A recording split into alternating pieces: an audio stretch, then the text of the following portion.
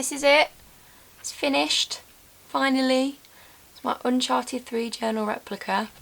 I started it over a year ago now. Not long after I saw Patrick Riley's incredible Uncharted 2 journal and thought, yeah, I'll have a go at doing that. So I decided not to do the Uncharted 2 one because that seemed like it might be a bit too difficult for an amateur such as myself. So I thought I'd do the Uncharted 3. It's a more current game. I was still playing it a year later, and you know, it's my favourite game, so it just seemed perfect. So through Patrick I found the RPF, the Replica Props Forum, and there's a couple of people on there that had started journals too, and they were willing to share their research. So just wanted to thank those guys, because without that I would not have finished this, to be honest. So starting off, I bought a brand new Moleskine classic sketchbook. It's a large size hardback, black. It's 13 by 21 centimetres. It seemed like it was the right size from the scale of sort of Nate holding it in the game. So I got my nice shiny new sketchbook, and then I took some sandpaper to it and just roughed it up on all the corners and the spine and anywhere that it might sort of get weathered. And then when I wasn't drawing in it, just chuck it to one side and put stuff on it, and you know, just get it scratched up, and just so it looked knackered, to be more authentic. So moving on to the inside, each page is replicated from screen caps that I took with a digital camera. They are carbon copies, so I've edited the page in Photoshop, and I've actually done a couple of tutorial videos about that. But edited it in Photoshop, printed it out, and then created a carbon copy onto the page. I could have done it by eye, but the size would have been wrong, the spacing would have been wrong, the text would have been wrong. So I didn't want to do that. I wanted it to be as accurate as possible, so hence the carbon copy. I did obviously then just go over it freehand in my chosen media. And then for the pages that had things that were inserted in, like posters or photographs, then again the RPF was really helpful with that. Like for instance, the image I had on here, mine was crap. This is much better. So I used that, and again somebody else had managed to work out what this said. It was so tiny and such a poor resolution on my screen cap, I just couldn't see it, and other people had a similar issue. But somebody, I think they had a massive projection TV, like I don't know what size screen, but huge.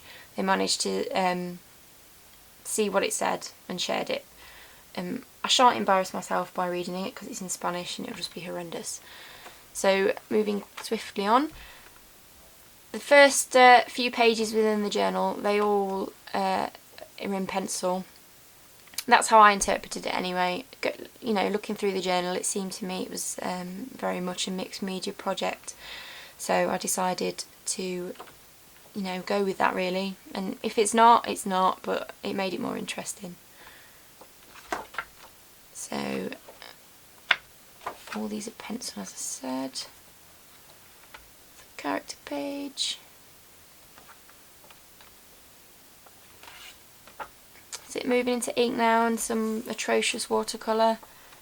Probably won't ever use watercolour again. Oh, I like this page.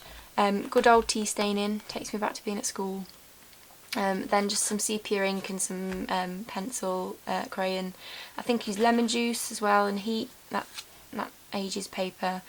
Again, somebody had recreated this in Photoshop and shared it on the RPF, so thank you for that. These are just off the internet and just printed out onto photo paper.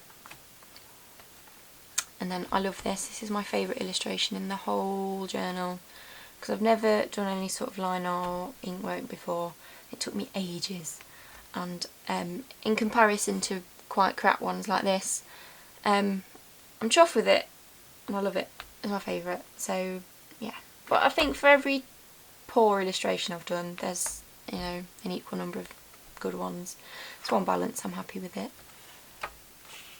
Some of this text I couldn't make out because my resolution, the resolution of the images I had were rubbish. So I have to thank my Twitter chums for helping me decipher what some of them said, and on some I'm not sure, it was this one. I think it's Carnelian. I just couldn't work out what it said, and I tweeted Amy Hennig and thank her so much because she tweeted me back with the answer. I think I'd have just scribbled some random letters if you hadn't, so thank you very much, Amy, for that. And I do appreciate it. So just more ink.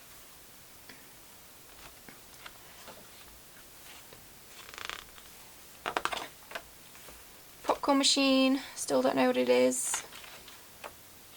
Yeah, we switched to brown ink now. So again, moving through different media. Some more tea stain in.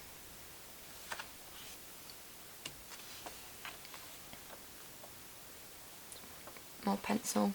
Excuse me. This is sepia pencil, which smudges like you would not believe. So 2 or 3 coats of fixative on that and it's still smudging. Maybe I've just got some, my fixative's not great, but